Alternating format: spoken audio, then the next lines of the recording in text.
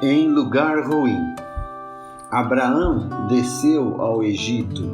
Ló foi morar em Sodoma. Jacó comprou o campo em Siquém, onde havia armado sua tenda. Davi se divertiu no telhado de sua casa. Um homem de Deus sentou-se sob um carvalho, e Elias, desanimado, sentou-se sobre um zimbro. Jonas embarcou em um navio que ia na direção oposta. Pedro sentou-se perto do fogo aceso pelos inimigos de Jesus. Paulo foi para Jerusalém. Aqui estão alguns exemplos de homens que foram, sem dúvida, homens de Deus, mas a palavra os apresenta a nós indo ou se encontrando nos lugares errados. Podemos facilmente discernir as falhas, às vezes graves, que eles cometeram e as más consequências resultantes.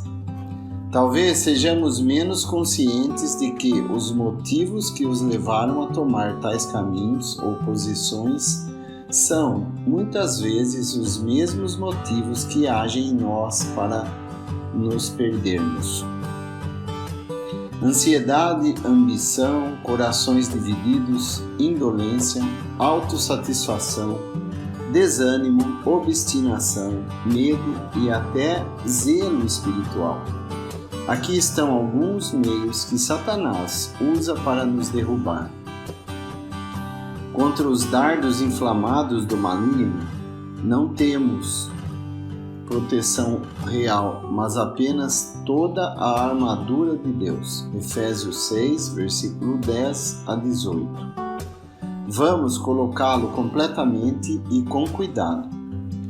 Se analisarmos os motivos já mencionados e que parecem ter dado origem às falhas cometidas por esses grandes homens em outro tempo, vemos que muitos vêm do orgulho. É o que, no homem, responde aos enganos do inimigo, que caiu justamente por orgulho. É para nosso benefício que essas coisas sejam expostas diante de nós, para que possamos discernir esses motivos quando eles estão agindo em nossos próprios corações e julgá-los impiedosamente.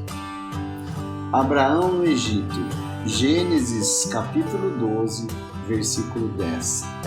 Quem não sabia um pouco da ansiedade de Abraão, não só para si mesmo, mas também para sua família, enquanto a fome era grande no país que Deus havia prometido a ele, deixou-se guiar pelos olhos e, sem consultar a Deus, foi onde viu que o alimento estava achado. Foi uma falta de fé. Deus, que o trouxe para o campo, não o teria alimentado apesar da fome? Vamos remover o lugar do testemunho de Deus por causa da nossa apreensão do futuro e olhar para outros campos que parecem mais verdes para nós? Quer se trate das necessidades materiais ou espirituais, disse, abre aspas, não vos inquieteis de coisa alguma, mas sejam os vossos pedidos conhecidos a Deus em toda oração e súplica com ação de graças. Fecha aspas. Filipenses 4, versículo 6. É isso que a paz de Deus traz. Ao procurar fora por algum recurso que nos pareça atraente, sempre ficaremos decepcionados.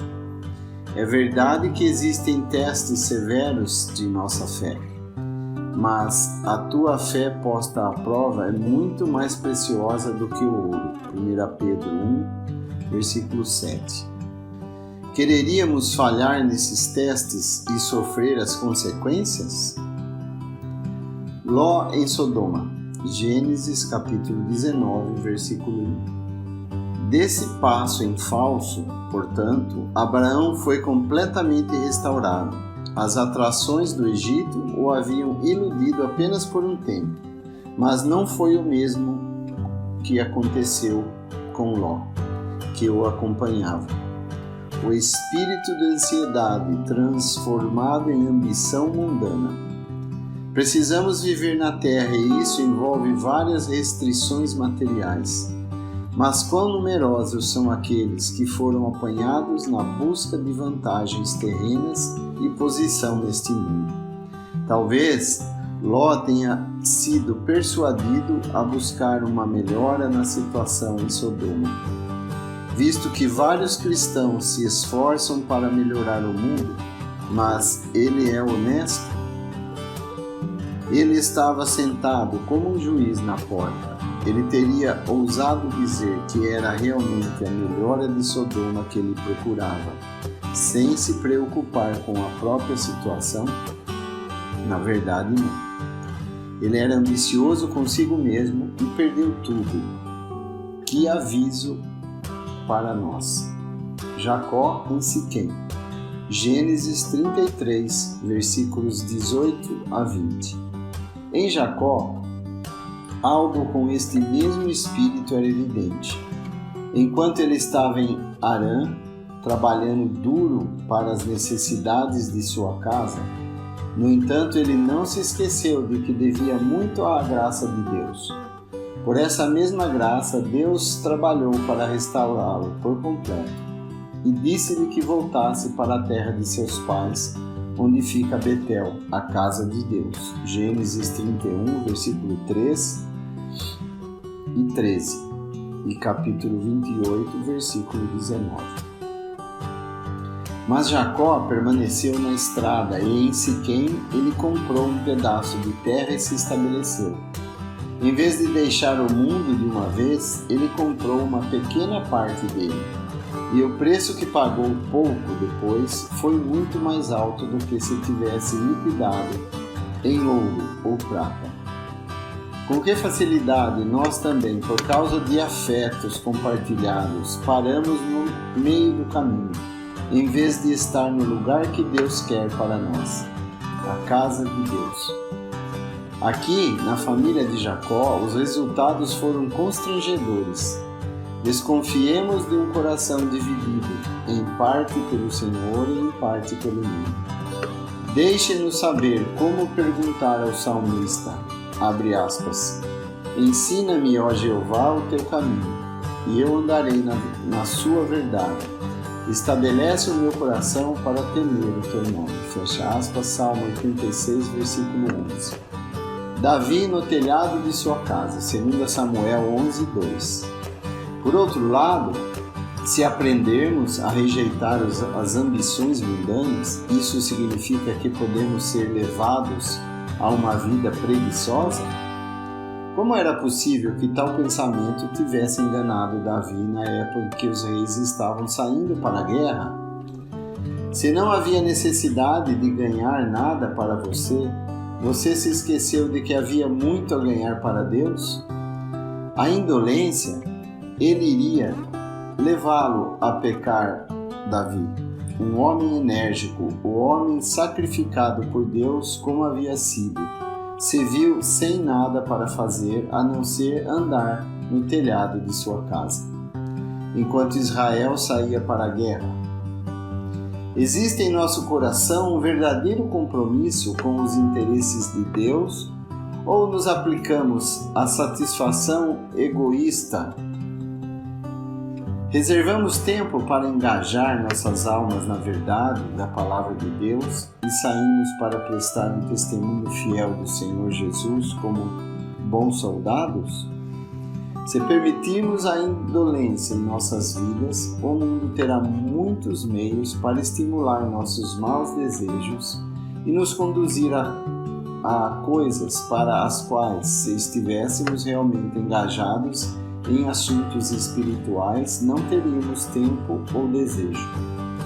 O Deus da glória, você não pode nos motivar o suficiente para usar nosso tempo de forma lucrativa?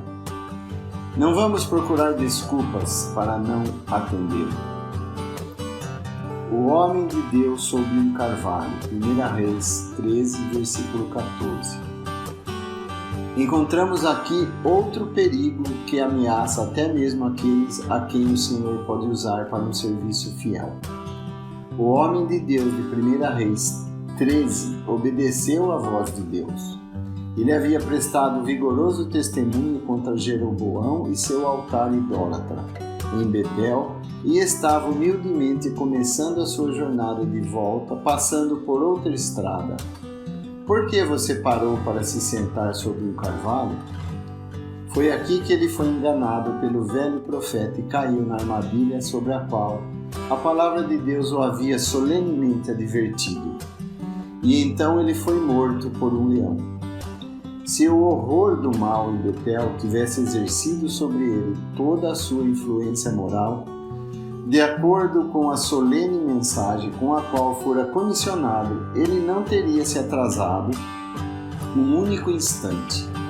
Mas, descansando um pouco depois de ter fielmente apresentado a palavra de Deus, aconteceu. Que aviso! Se permitirmos que a menor satisfação de nós mesmos se estabeleça em nossos corações, também nos expomos ao engano e à desobediência à palavra de Deus.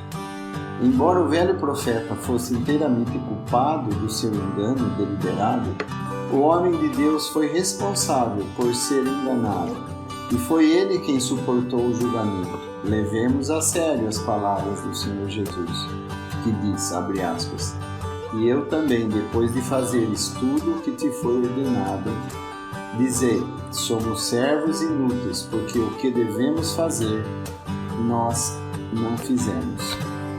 Lucas 17, versículo 10. Elias sobre um zimbro. 1 Reis 19, versículo 4. A história de Elias destaca outro perigo real para aqueles que estão engajados no serviço do Senhor. Temos aqui outro homem de Deus que, após profundos exercícios de alma, manteve sua posição para o Deus vivo, aparentemente sozinho na frente de um grande povo. Ele havia trazido fogo do céu sobre o altar de Jeová, destruído os profetas de Baal, e sua oração havia trazido chuva para o país assolado pela seca. Portanto, imediatamente depois, quando ele fugiu de Jezabel, nós o encontramos sentado sobre um zimbro, em tal consternação, pedindo a Deus que tire a sua vida. Sem dúvida, ele pensava que, antes da demonstração do poder de Deus, Israel deveria ter retornado ao seu Deus. E então ele teve que verificar se os efeitos morais e espirituais desse testemunho não foram cumpridos. Teve a impressão de que seus esforços não foram apreciados, sentia-se diminuído e sozinho. Todo servo de Deus não sentiu isso um dia ou outro, pelo menos até certo ponto? Mas ele pode, mesmo em desânimo, ser justo? Nunca. É Deus quem decide o valor do serviço para ele, não o homem. Se o serviço foi feito para o Senhor, os resultados podem ser deixados completamente à consideração de Deus. Não é fácil para nós fazer isso com verdadeira simplicidade de fé, mas devemos lembrar que somos apenas servos. A verdade de Deus, de que Elias poderia ficar diante de Acabe, foi realmente suficiente para sustentá-lo quando ele foi totalmente rejeitado e desprezado. Vamos manter nossos olhos em nosso Senhor, e o desânimo não nos dominará. Abre aspas. Portanto, meus amados irmãos, permanecei firmes, crescendo sempre na obra do Senhor, sabendo que a sua obra do Senhor não é vã. Fecha aspas, 1 Coríntios 15, 58. Jonas no navio. Jonas capítulo 1, versículo 3. Como se não bastasse, existe ainda um mal mais grave que ameaça o servo do Senhor. E não devemos esquecer que hoje todo crente é um servo de Deus chamado a servi-lo, agradando-o com temor e reverência. Hebreus 12, versículo 28. O próprio Jonas conta a história de si mesmo e expõe seus próprios motivos. Em vez de ir para Nínive, para onde Deus o estava enviando, Jonas embarcou em outra direção, levando-o finalmente à experiência mais angustiante que se possa imaginar: a barriga de um grande peixe. Ele mesmo revela o motivo de sua desobediência no início do capítulo 4. Na verdade, ele sentiu que se fosse avisar Nínive sobre o julgamento decretado por Deus, essa cidade poderia se arrepender. Nesse caso, o julgamento seria nulo, pois Jonas sabia que Deus mostra graça e é misericordioso. Quando isso realmente aconteceu, Jonas ficou com raiva, provavelmente porque pensava que sua reputação de profeta sofreria, ou também porque gostava mais de ver os gentios sofrerem do que se arrependerem. É possível que os motivos de um filho de Deus possam descer a um nível tão baixo? Infelizmente, sim. Em vez de ser mais atenciosos, podemos desejar ver os outros humilhados. Oramos sinceramente por todos os homens, mesmo os mais vis? Regozijamo-nos em pensar que pecadores culpados se voltam para Deus em arrependimento? Que Deus nos dê um amor verdadeiro e ativo pelas almas. Então seremos preservados. Em vez de ser mais atenciosos, podemos desejar ver os outros humilhados. Oramos sinceramente por todos os homens, inclusive os mais vis. Regozijamo-nos em pensar que pecadores culpados se arrependerão diante de Deus. Que Deus nos dê um amor verdadeiro e ativo por todas as almas. Mas, se nós mesmos não sabemos nada sobre um espírito de humilhação, então o arrependimento de outras pessoas não tocará os nossos corações. Pedro, diante do fogo, Lucas 22, 55. O caso de Pedro é ainda mais comum e sabemos disso muito bem por experiência própria. Na hora em que seu mestre sofreu a maior crueldade do homem, qual foi a armadilha em que este discípulo fervoroso caiu? Certamente o medo do homem, da qual as Escrituras dizem justamente que ele armará um laço, Provérbios 29, versículo 25. É possível que ele, tão ousado e corajoso por natureza, pudesse recuar e mentir quando uma mulher lhe fizesse uma pergunta embaraçosa? Quão fracos são nossos corações! Mas por que ele estava com medo? Anteriormente, ele havia afirmado ao Senhor que estava pronto para ir com ele para a prisão e para a morte. Lucas 22, versículo 33.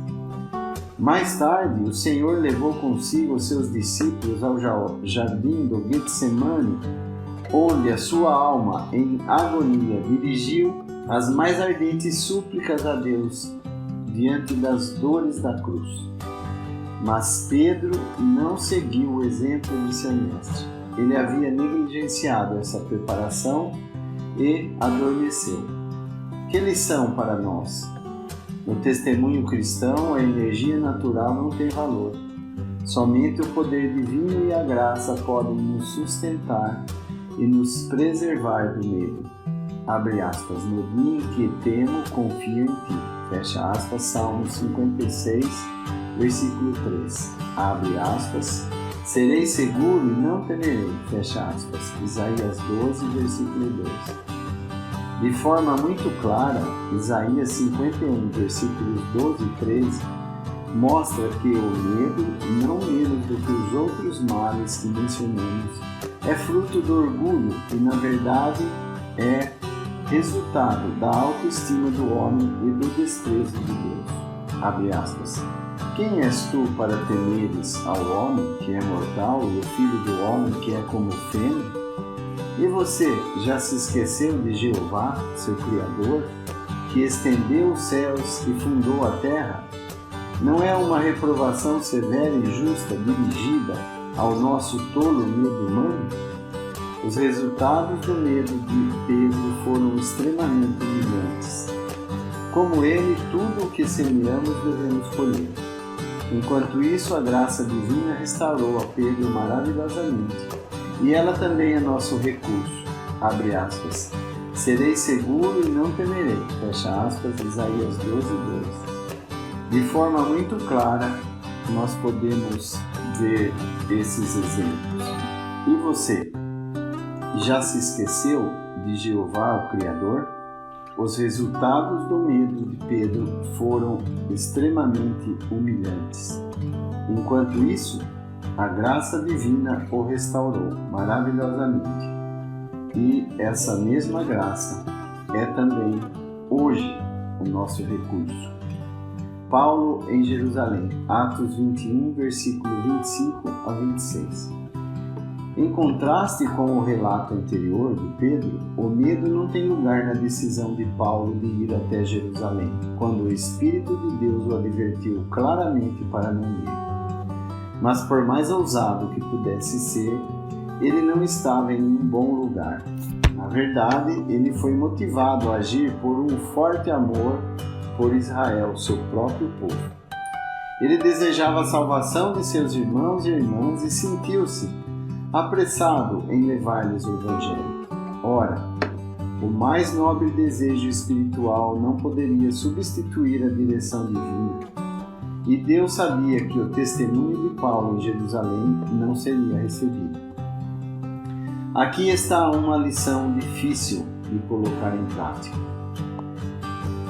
Uma lição humilde e, portanto, necessária para os mais qualificados servos de Deus. O fato de Paulo ter sido tão usado por Deus para a salvação dos gentios não era uma indicação de que ele seria usado em Jerusalém para o benefício de seu próprio povo. Podemos nos perguntar se ele não tinha autoconfiança em sua convicção de que poderia persuadir os judeus, embora Deus tenha lhe dito que não. Atos 22, versículo 18. Precisamos de clareza da palavra de Deus para cada passo. Não que o zelo espiritual em si seja ruim, pelo contrário. Se nos deixarmos guiar por ele, descobriremos que ele pode nos fazer mal e colhermos frutos amargos. A comunhão constante com Deus e a submissão à sua palavra nos impedirão de tropeçar nos caminhos da nossa própria vontade, que nossas melhores intenções ameaçam nos conduzir. Conclusão. A palavra de Deus contém outros exemplos de crentes se reunindo onde não deveriam. Seria útil considerar Abraão indo para Abimeleque, em Gênesis 20, versículo 1. Sansão fazendo concessões com os filisteus, em Juízes 14, versículo 1. Juízes 15, versículo 1 e 16. Versículo 1 e capítulo 16, versículo 1 a 4. Elimelec e Noemi descendo para Moabe, Ruth, capítulo 1, versículo 1. A Davi em Gate e a mais tarde em Ziclag, 1 Samuel 21:10 e capítulo 27, versículos de 2 a 6. E Jonatas, escolhendo estar no tribunal de seu pai Saul, quando Davi foi rejeitado, em 1 Samuel 20, versículo 42. Josafá, quando ele fez uma visita amigável a Acabe, o rei mau, 1 Reis 22, versículo 2, e Obadias pensando que ele era um servo de Deus, e Acabe, 1 Reis 18, versículo 3. Todas essas fraquezas são advertências sérias para nós. Não vamos usar essas quedas para desculpar nossas quedas. Deus os dá a nós como um sinal de alerta para evitar tais armadilhas e para que possamos olhar para o Senhor Jesus em busca de força e graça para enfrentá-las. Que Deus nos conceda a graça de encontrar na fé do Filho de Deus e no amor por Ele e pelos outros motivos positivos para a nossa vida cristã. Abre aspas. Portanto, tomai toda a armadura de Deus, para que possais resistir no dia mau, e havendo acabado tudo, estai firmes. Fecha aspas, Efésios 6, versículo 13. Por Leslie M. Grant.